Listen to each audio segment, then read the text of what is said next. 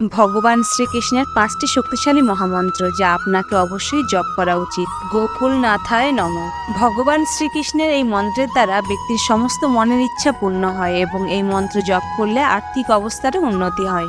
শ্রীকৃষ্ণ গোবিন্দ হরে মুরারি, হে নাথ নারায়ণ, হে বাসুদেবায়। এই মন্ত্র উচ্চারণে ভগবান কৃষ্ণের কৃপা সর্বদা লাভ করা যায়। হরে কৃষ্ণ কৃষ্ণ কৃষ্ণ হরে হরে, হরে রাম রাম রাম হরে হরে। এই 16 নাম 32 অক্ষরের মহামন্ত্রটি শ্রীকৃষ্ণের সবচেয়ে প্রসিদ্ধ মন্ত্র।